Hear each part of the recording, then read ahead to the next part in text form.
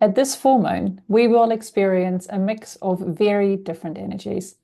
On the one hand, Taurus is about the very basics of life, our connection to Earth and our self-image, mundane, grounded, and dour even. On the other, we have elevated frequencies coming through from Neptune in Pisces and the Sun in Ophiuchus, which promise quantum leaps, profound breakthroughs, and exponential growth. Hey there, Truth Seeker. Welcome to the Star Kittens community where we discuss 13 sign astrology. Are you in alignment with your divine design? Do you want to master the metaphysical reality? Open the doors of perception. Each planetary body is an archetype, a template, if you will, that helps us interpret human behavior and the world around us. The more awake and aware we are, the more synchronicity will show up in your life. Our focus today is the Taurus full moon. We will spotlight and interpret the conjunction with Jupiter and the challenging T-square involving the Sun, Moon, and Neptune. To help us reach more souls with this important message, please like, share, and subscribe. There's a lot going on, so let's jump in.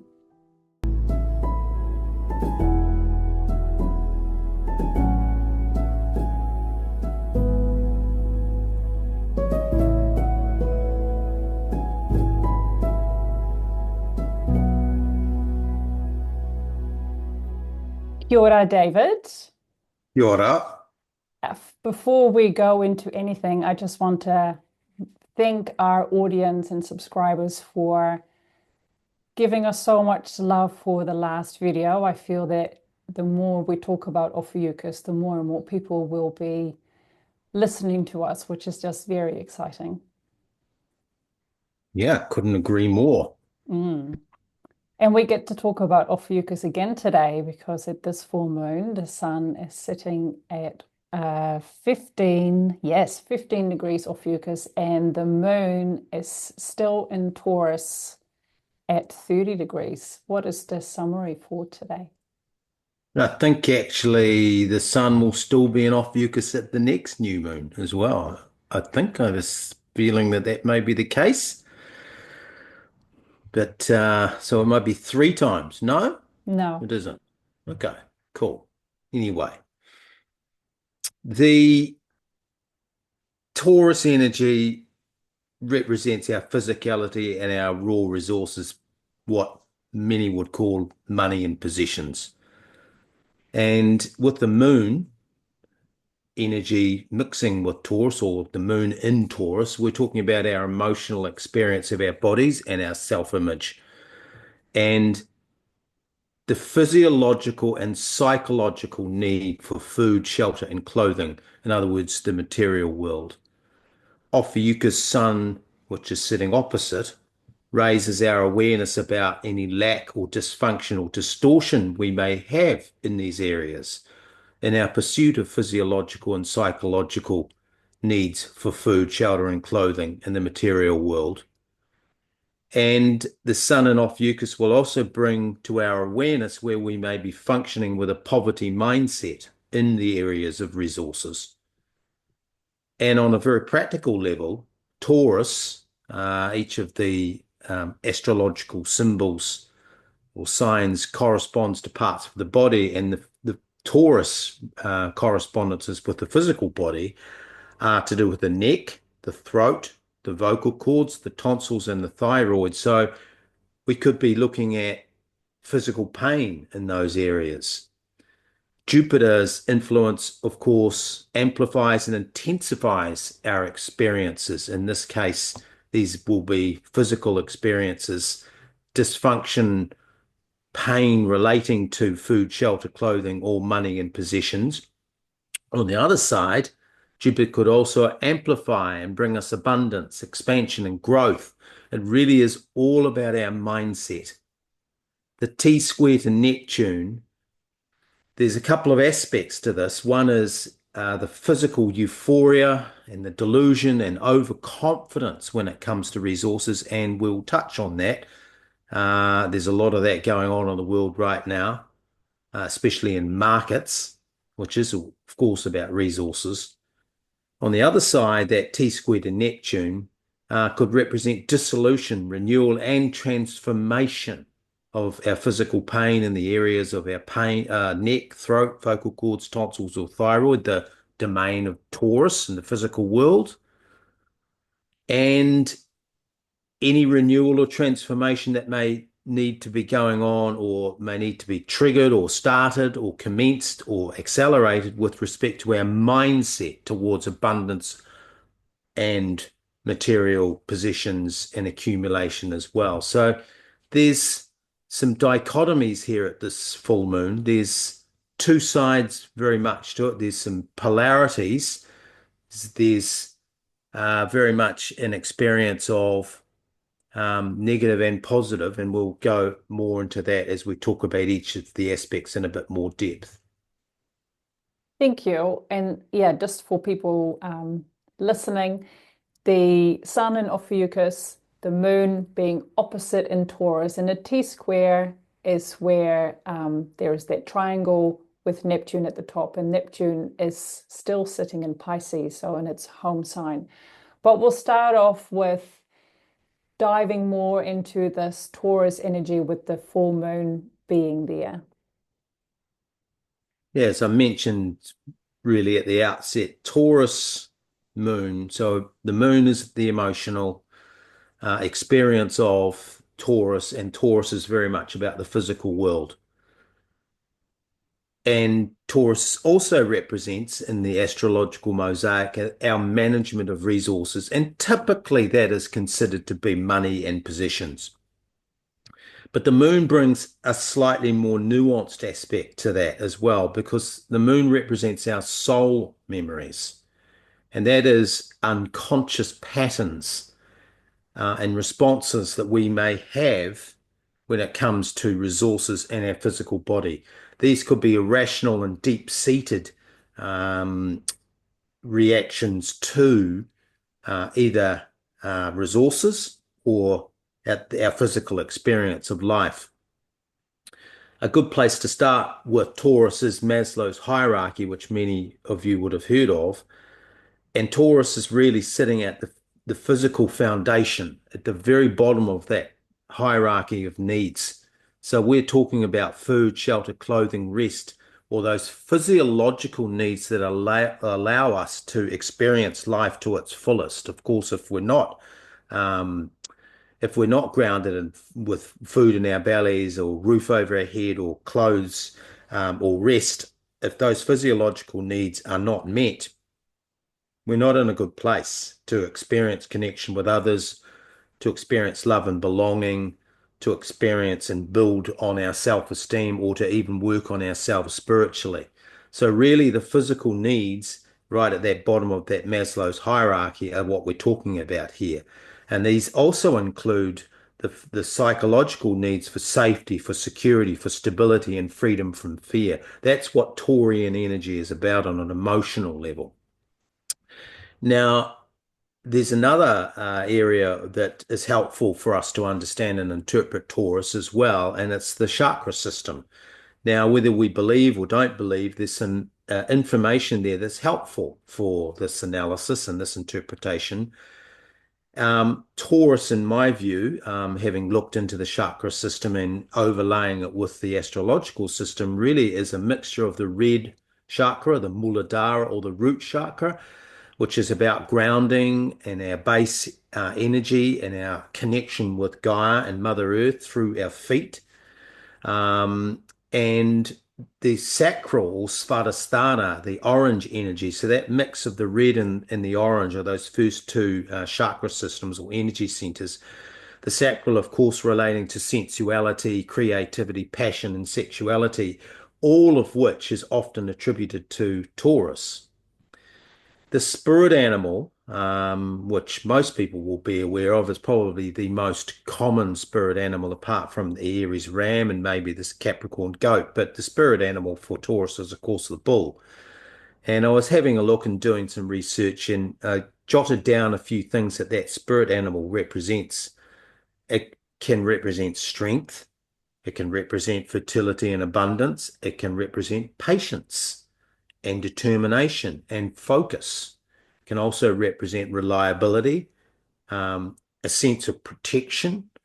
And of course, the bull is a symbol of sacrifice too. So there's a lot of different aspects to the Taurian energy and how we emotionally experience and interpret these energies at this time.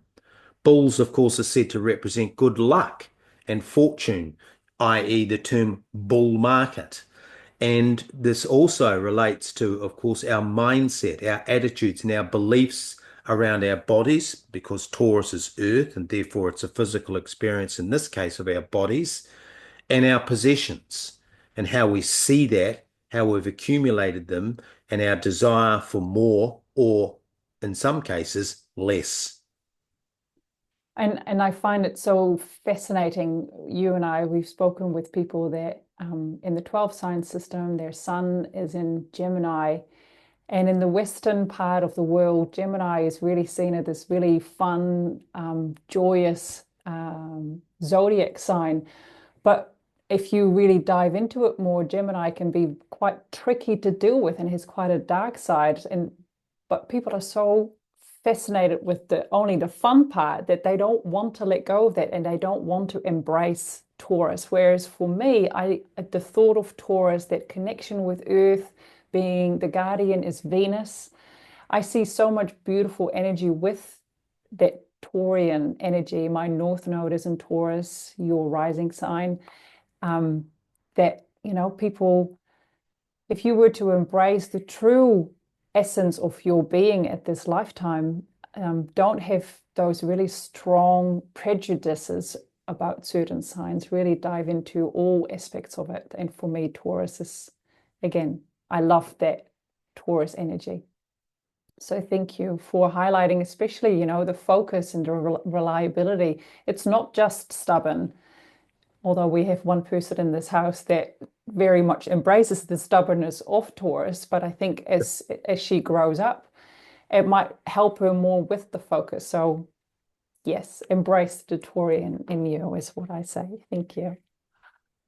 The sun's still in Ophiuchus, and we could talk for hours and hours because it's been taken away from us, this beautiful energy of the ether and the divine feminine. So in this full moon, how do you see that Ophiuchian energy playing out? Yeah, just before we do that, I'll just go back to and build on what you were talking about with the Gemini. Like we said in our last blog, of course, with the 13 signs, some of these dates that people are working to in terms of where the sun starts and ends its ecliptic, its trip through each constellation. Again, one of the big parts of the chart that gets changed quite dramatically is the area of the sun moving through Gemini and Taurus. And there are, in fact, when we've cast charts for 13 sign charts, I was affected by this profoundly. I know that others that we've dealt with as well, where there is much more Taurine energy coming through in their lives when they thought they were Gemini. And that's what you're saying, is that it's such a different experience. So it's quite clear, and we always encourage people to, again, hit us up. We can give you a chart. Go to our Buy Me a Coffee page and we'll get you a chart so that you understand whether you are in Taurus or Gemini, or what signs you have in Taurus and Gemini, because the differences are very, very stark. And it's quite important to understand that if you are wanting to come into alignment with your divine design and express yourself in the fullest and most possibly advantageous way. So the sun and Ophiuchus, yeah, we spent a lot of time talking about Ophiuchus in our last blog, and you've got Ophiuchus on your rising sign. I've got Ophiuchus in the sun, sorry, the moon, and it's a very special energy because the 12 sign astrologers clearly don't talk about Ophiuchus. Only the 13 sign astrologers do. And again, we get to touch on this incredible energy with this particular blog today. So I started with the idea that Taurus is about the physical, our emotional experience of the physical world. I guess is the key. And that physical experience, if we are spirit having a physical experience, part of the physical experience involves us obviously dealing with resources, so resource management, how we accumulate the resources to ground us. And that's really the essence of understanding the Ophiuchian energy and the sun on the other side of this full moon.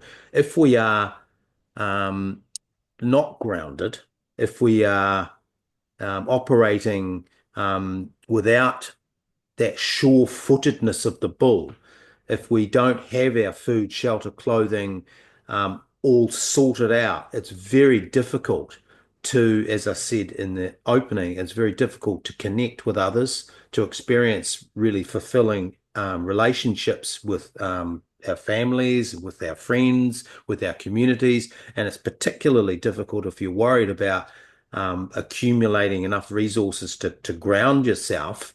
It's very difficult to have any sort of meaningful spiritual connection because most of our energy is diverted into taking care of that really those root foundational experiences of life.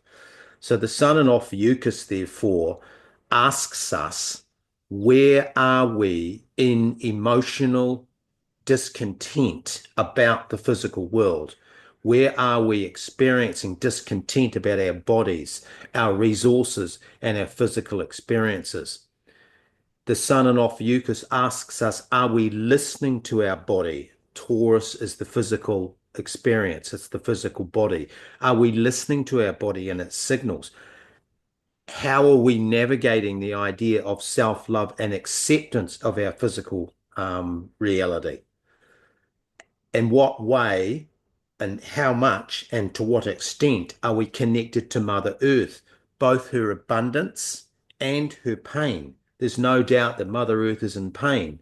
As much as she's abundance and giving and loving, and we have incredible resources on this planet, there's also a lot of abuse going on. So we can't forget about that. And Ophiuchus asks us, as I talked about last week, with the integration of Ophiuchus means that we are dealing with disintegration. And in this case, it could be the pain of Mother Earth that we're getting in touch with and wanting to do something about that. And Ophiuchus Sun asks us to contemplate about our abundance mindset or our poverty mindset. Ophiuchus Sun asks us to consider, is our consumption of resources balanced? But at the same time, this is about enjoying and celebrating the five senses that we've been given of sight, of sound, of taste, and scent and touch. They are here to be enjoyed. They are part of the experience of life that we signed up for when we came here. The mind-body modalities are certainly very heightened at this time. Things like yoga, like Tai Chi, any exercise, massage therapies, any movement where we get our feet in the ground is also particularly well suited at this time, where you have the sun in Ophiuchus and the moon in Taurus. Aromatherapies, sound and light therapies, dancing, singing, getting a chiropractor to loosen up your neck, bit of acupuncture or acupressure, cupping, tapping, emotional freedom techniques. They're all well aspected and all encouraged at this time. Also, spiritual rituals. The sun in Ophiuchus, it's a good time to set intentions, to release physical pain, and to confront emotional anxiety about the root chakra and those root energies where we are displaced and feel that we're not grounded, that we're not connected to the earth. It's a good time to seek treatment for the neck, for the throat, for the vocal cords, for the tonsils and the thyroid, which I mentioned are the areas that the Taurus sign is relating to in our physical bodies. It's also a fantastic time, the Ophiuchus energy, to seek quantum healing across time and space, to remove entanglements. This is that Ophiuchus energy of ether. And if we think about the physical world and we understand manifestation, that there is always before we physically experience anything, there's a realm above that or around that, if you like, what we call the pre-manifestation realm. We talked about that last week of ether. So therefore, sometimes if we are experiencing dysfunction or discomfort physically, if we are experiencing lack, if we are experiencing a mindset, a poverty mindset, or we're bedeviled by those sorts of thoughts, we may need to go into the quantum field to resolve it. We may need to, there's an expression, I think it was Einstein said, you can't solve a problem with the same level of thinking that got you there. That's a sort of a trigger. But the quantum healing experience at this time with the Ophiuchus energies of ether and the physical energies of earth are very, very complementary.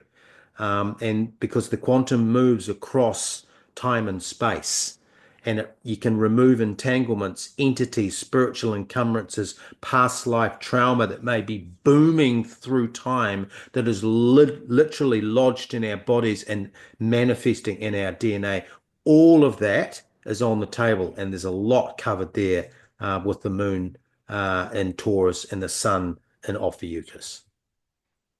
And I just had a quantum healing experience myself. So perfect timing. So it's just beautiful how these things just, you might be planning something for weeks and it just doesn't work and that person unavailable, but it always happens when it is supposed to happen. And so if you've been feeling this nudge of, I haven't seen my chiropractor for a while, call them this week and set that in motion, right? So Ophiuchus, the divine feminine aspect, and Neptune is the divine masculine. We spoke about that last week. So in this T-square that we've mentioned before, sun on one side, moon on the other, and then at the apex is Neptune sitting in Pisces. So what do you feel that's coming? Yeah, this is such an interesting configuration, that source, that the universal intelligence, that the cosmic mind has dished up for us with this T squared, because it's absolutely got two sides to it. And one side of it is individual and collective euphoria about resources, money, and wealth. Now, I know that there are many who will watch this who have or keep one eye on markets, or know people who are in markets or are invested in various, places, um, cryptocurrencies and commodities and stocks and properties and all the rest. That's all in that Taurus area, right? That's all about accumulation of resources, how we manage resources. And the Neptunian energy is just, especially with Jupiter, is amplifying all of this. So there is a collective euphoria across the world right now, and that, I believe, is coming through from this Neptune and Jupiter energy, heightening everything around resources and resource management, money and wealth. And I talked before about the spirit animal and the bull, and again, even if you are removed directly from markets, you may have a pension fund, you may have a some investments tucked away somewhere, but it's very hard to go past that. Everyone is talking about the bull market momentum. So isn't that interesting? We've got the Taurus energy, the Jupiter energy, and the Neptune energy, which can be somewhat mystical and kind of euphoric and very, elevated. So there's all of that going on. It's on the one hand with this T square, and I mentioned that there's incredible excitement about Bitcoin, about gold, about silver, about stocks, property, collectibles, commodities, all those physical resources of Taurus. And many people are swept up in mass hallucination. That's a problem, potentially, if that all comes crashing down. And there's certainly, not at this time, not at this full moon, but there's certainly some risk of that, a euphoria breaking apart at some point as the astrological alignments move around. So in other words, there's a cycle of this going on. And when we have that Neptune energy, there's an unrealistic and delusional and even overconfidence about the resources. So that's the key thing. That's on one side. The other side, though, of Neptune, which is equally important, and I wouldn't say one is positive or negative because it's all about your mindset. And we started with that at the very beginning. It may be absolutely appropriate to be putting your money into markets in a bull market right now. It may not. But, this isn't about positive and negative. It's just simply about giving two sides of the story. So the other side of Neptune is the dissolution and the letting go and allowing renewal and regeneration to come in when it comes to the two things I've been talking about with Taurus, which is our physical bodies and our resources. So we may need some renewal, some regeneration. We may need to let go about our mindset about safety and security. And therefore, we may need to learn to trust in the divine intelligence of the sacred masculine of Neptune and the divine feminine of Ophiuchus. Sometimes we have to let go of that which we can touch, which we can sense, which we can see, which we can smell. In other words, the five senses, that physical reality, and let go of it because we need to trust that we're going to be taken care of rather than chasing the dream, chasing the euphoria. Those are decision points that need to come up at this time. And the emotional patterns of lack and poverty, the poverty mindset, which could be trapped in our soul memories or in our physical bodies as an experience. That's a good time, and that's why I mentioned those modalities before about, tapping and acupuncture and massage and so on, that could release some of that. And that is also aspected or very would be a positive response to the Neptune T-square. A T-square, by the way, anytime there's a square, it requires action. Sometimes there are combinations of planets that get us to think, to contemplate, to go inward and to introspect, but a T-square is very much about taking action. So anything that we can do to release emotional patterns of lack and poverty is absolutely a good thing to do right now. And tapping into either Neptunian energy, which is that very high frequency sacred masculine energy, or tapping into the Ophiuchian divine feminine energy, both are open to us at this time. And therefore, pain relief and release around those areas that Taurus talks about of the neck, of the throat, of the vocal cords, of the tonsils, and of the thyroid, all of those things can be dissolved, renewed, and regenerated at this time. What a good time. I just a little bit of different education. So conjunctions. We have some planetary bodies that are emitting quite a lot of energy, and that would be the sun and the moon. They have an orb as such of 10 degrees, whereas most of the other planetary bodies have an orb of 5 degrees. And so at this full moon, we have, as mentioned before, the moon is at 30 degrees Taurus.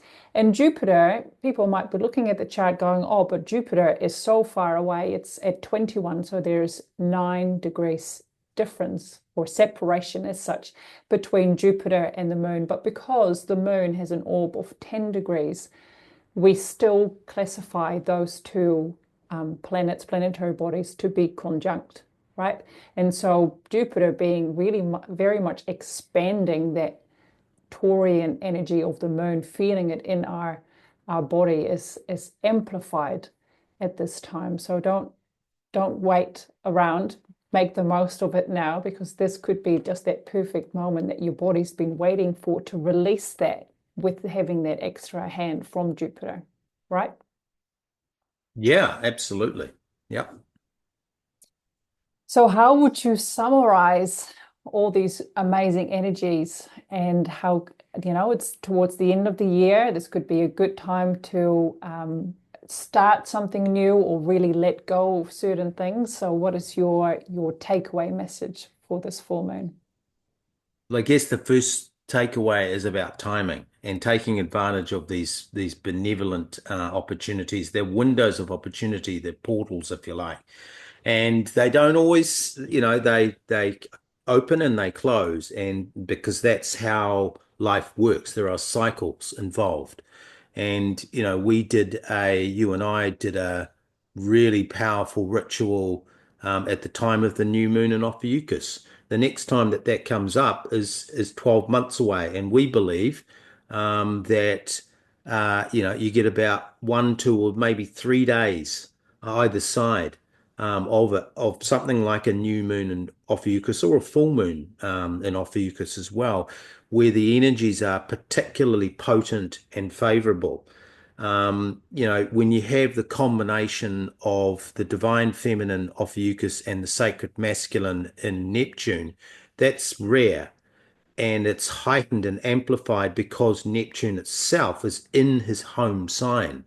So, because of the way that these things move, that Neptune, I think it's 170 years it takes to go around the constellations.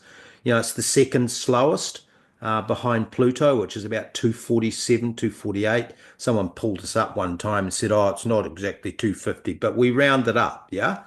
But Neptune, because it's so slow, us living today may never experience this once in a lifetime, literally, opportunity where we have the sun in Ophiuchus, the moon in Taurus, conjunct to Jupiter.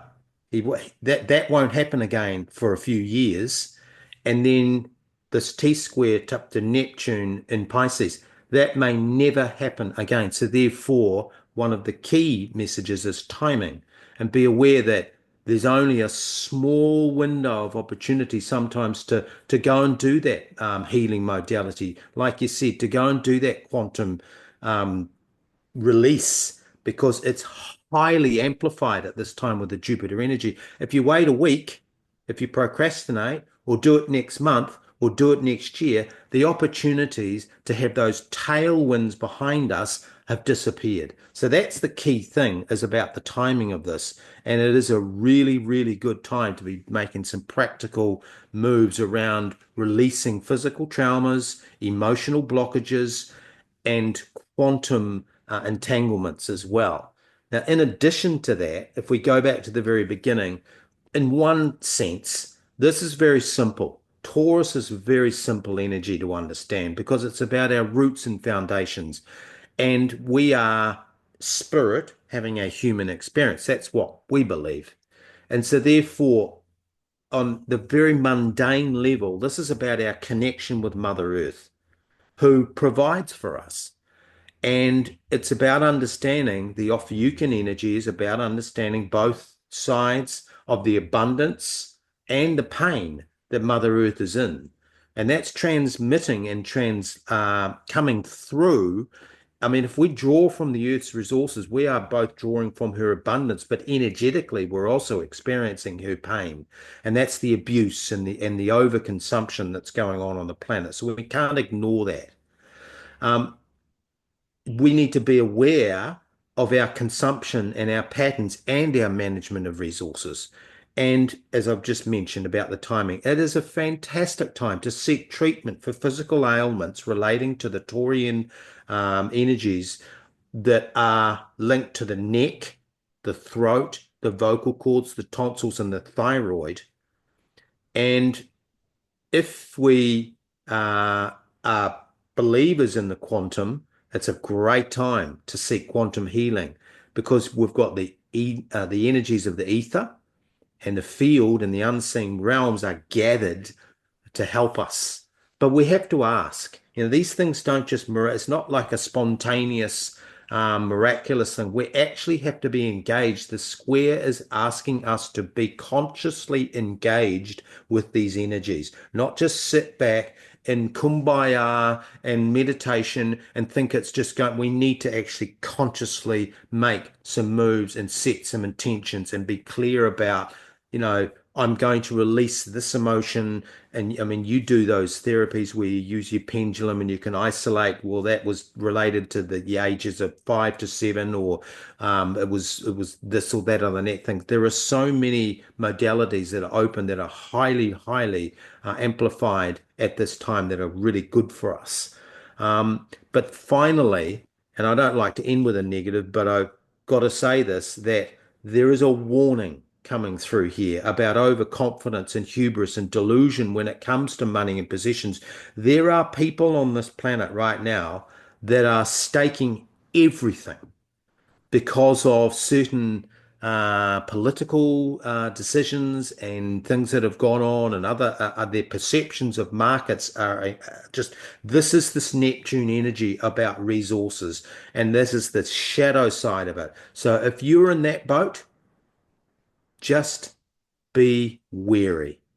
And I've got an expression. This was actually originally a Bible verse, but I'm not going to. I've changed it and adapted it, and I think it's a good place to end. And some that have followed Bible school, I think it's in Matthew, well, not exactly where, 16 or something, but you'll understand what I've done with this verse, because it sort of summarizes beautifully what we're talking about today. Earthly treasures can be corroded by moth and rust. Thieves can break in and steal, and snake oil salesmen can deceive you. So instead of focusing on that, and just that, lay up for yourselves spiritual treasures. Lay them up in the field where neither moth nor rust can destroy, where thieves cannot break in and steal, where you will not be susceptible to the delusions of snake oil salesmen. For where your treasure is, there your heart will be also. And so it is. Namaste. Namaste. Thank you. If you've enjoyed listening to us and you think there might be someone that would benefit from the information we share, please share our message far and wide. You can watch us on YouTube, listen to us on Spotify and Apple Podcasts. We are very active. And Telegram. And if you're keen for your chart, where we also give a brief explanation of your sun, moon, and rising sign, go to our Buy Me a Coffee page or book a natal reading with us. So thank you so much, David, for sharing your information with all of us today. Yes, my pleasure. Until next time, Namihi. Bye-bye.